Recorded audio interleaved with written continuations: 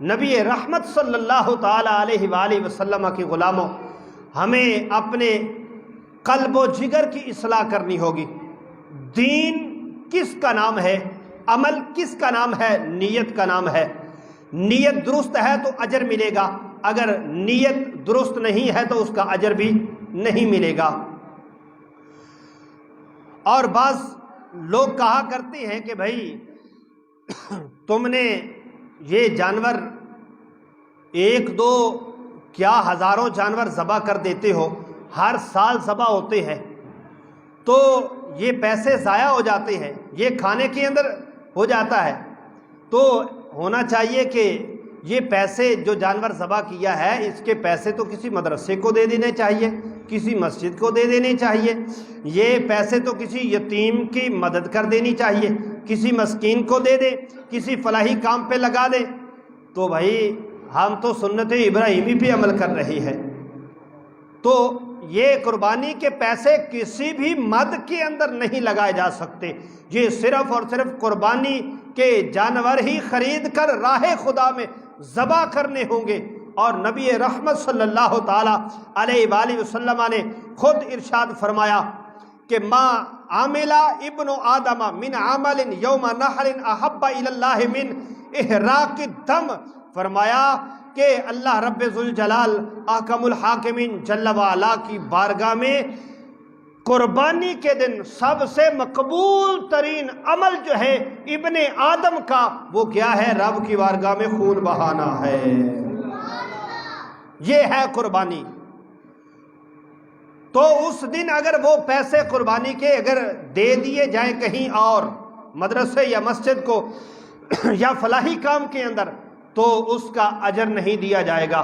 رب کی بارگاہ میں ان 3 دنوں کے اندر 10، 11 اور 12 کے دنوں میں سے کسی ایک دن صاحب نصاب پر جو ہے وہ قربانی جس پر واجب ہے، اگر وہ قربانی نہ کرے، اس کے پیسے کہیں اور لگا دے، تو پھر جو ہے وہ اس کو اجر نہیں دیا جائے گا، بلکہ اس کے پیسے رائے گا ہے۔ تاجدار مدینہ صلی اللہ تعالی علیہ وآلہ وسلم کے غلاموں، تو نبی اکرم نور مجسم صلی اللہ تعالی علیہ وآلہ وسلم نے اس بارے میں بہت ساری وضاحت فرمائی ہے، لیکن اعتراض کرنے والے اعتراض کرتے رہتے ہیں۔ ایک صاحب کہنے لگے کہ جناب یہ اتنے سارے جانور ہر سال ذبح ہوتے ہیں، اور یہ تو ذبح اتنے ہر سال ہوتے ہیں، ایک دن آئے گا یہ جانور ملے گا ہی نہیں۔ تو میں یہ پوچھنا چاہتا ہوں صاحبو، ذرا غور تو کرو، جو رب کی بارگاہ میں چیز پیش کی جائے وہ کم نہیں ہوتی، بلکہ رب کی بارگاہ میں دی ہوئی چیز زیادہ بڑھتی ہے۔ تو نبی اکرم صلی اللہ تعالی علیہ وآلہ وسلم کی غلاموں، وہ کہنے لگا کہ یہ تو ایک دن آئے گا ختم ہو جائیں گے، لیکن میں نے کہا نہیں، رب کی بارگاہ میں دی ہوئی چیز جو ہے وہ بڑھتی ہے، کم نہیں ہوتی۔ وہ کہنے لگے وہ کیسے؟ میں نے کہا اے صاحب ذرا نظر تو دوڑا، یہ جانور گائے، بھینس، بکری، بھیڑ، اونٹ کتنے روزانہ ذبح ہوتے ہیں، اور قربانی کے موقع پہ کتنے ذبح ہوتے ہیں، اور سب سے زیادہ یہ ذبح کیے جاتے ہیں، اور یہ حلال جانور ہے، اور راہ خدا میں یہی دیا جاتا ہے۔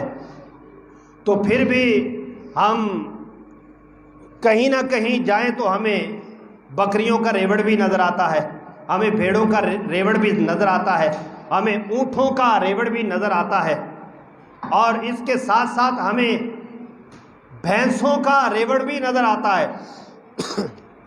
کتنے ہی بھینسیں ہمیں اپنے گاؤں کے اندر نظر آتی ہیں، کتنی بکریاں نظر آتی ہیں، لیکن یہ حلال ہے اور راہ خدا میں دیا جاتا ہے، اور جو حرام جانور ہے وہ راہ خدا میں نہیں دیا جاتا۔ اور یہ ذبح ہوتے ہیں، کھائے جاتے ہیں، پھر بھی روزانہ ذبح ہوتے ہیں، کھائے جاتے ہیں، لوگ کتنا کتنا گوشت کھا جاتے ہیں، پھر بھی جو ہے یہ کم نہیں ہوتے، پھر بھی ہمیں ریوڑ کے ریوڑ نظر آتے ہیں۔ لیکن اس کے برعکس جو جانور نہیں کھایا جاتا، کتا نہیں کھایا جاتا، گدھا نہیں کھایا جاتا، اور بھی یہ آپ مثالیں لے سکتے ہیں۔ تو نہ تو آپ کو کتوں کا ریوڑ نظر آئے گا، نہ آپ کو گدھوں کا ریوڑ نظر آئے گا۔ تو معلوم یہ ہوا جو جانور حلال ہے راہ خدا میں دیا جاتا ہے، اللہ تعالیٰ اس کی افزائش نسل کے اندر برکت عطا فرما دیتا ہے۔ آگے ایک اور بات اسی میں عرض کرنا چاہتا ہوں۔ تو پھر ایک اور لاجک بھی ہے کہ حلال جانور بھینس ہے، اونٹ ہے، گائے ہے، بکری ہے، بھیڑ ہے۔ بکری تو 2 3 4 بچے دے سکتی ہے، بھیڑ بھی 2 3 بچے دے سکتی ہے، گائے ایک ہی بچہ جنتی ہے، بھینس بھی ایک ہی بچہ، اور اونٹ بھی ایک ہی بچہ جنتا ہے۔ تو لیکن ان کی تعداد دن بدن بڑھتی ہے، جیسے جیسے انسانیت بڑھتی جا رہی ہے ویسے ویسے ان کی تعداد بھی بڑھتی جا رہی ہے۔ لیکن اس کے برعکس کتیا کتنے بچے جنم دیتی ہے؟ درجنوں۔ لیکن اس کی افزائش نسل کے اندر بڑھوتری نہیں ہو رہی، کیونکہ وہ رب کی بارگاہ میں مقبول نہیں ہوتی۔ اس کے جانور، اس کے بچے رب کی بارگاہ سے مردود ہیں، یہ جانور رب کی بارگاہ میں مقبول ہے اور راہ خدا میں دیے جاتے ہیں۔ اللہ تعالیٰ اس میں برکت عطا فرما دیتا ہے۔ تو پھر صاحبوں، جو زکوٰۃ دینے والا ہے وہ بھی سوچے، جو اپنا پیسہ مسجد و مدرسے میں لگانے والا ہے وہ بھی سوچے کہ جب وہ دے گا تو اللہ تعالیٰ اس کے اندر برکت عطا فرما دے گا۔ وہ پیسے کو سود کے نہ رکھے بلکہ راہ خدا میں خرچ کرے۔ تو نبی اکرم نور مجسم صلی اللہ تعالی علیہ وآلہ وسلم کے غلاموں، ایک اور مثال سے آپ کو سمجھانا چاہتا ہوں کہ جو راہ خدا میں قربان ہوتا ہے اس کی افزائش نسل بڑھتی ہے۔ میدان کربلا کا منظر تو دیکھیے، میدان کربلا کے اندر امام حسین رضی اللہ تعالی عنہ آپ 72 جان نثاروں کو ساتھ لے کر میدان کربلا میں پہنچے۔ یزید کا لشکر تقریباً 40,000 پہ مشتمل تھا، اور وہ سارے کے سارے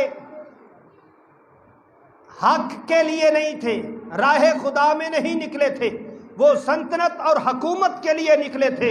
لیکن یہ کس لیے نکلے تھے؟ یہ دین کی سربلندی کے لیے اور راہ خدا میں اپنی قربانیاں پیش کرنے کے لیے نکلے تھے۔ ان کی قربانیاں ہو گئی۔ امام حسین نے اپنے سارے بچے، اپنے بھائی، اپنے بھتیجے رب کی بارگاہ میں قربان کر دیے، لیکن ایک بیٹا بچا تھا جس کا نام امام زین العابدین تھا۔ آج دنیا کے کونے کونے کے اندر حسینی نسل زندہ ہے۔ جو رب کی بارگاہ میں قربان ہوتا ہے اس کی نسلیں بڑھ جاتی ہیں، اور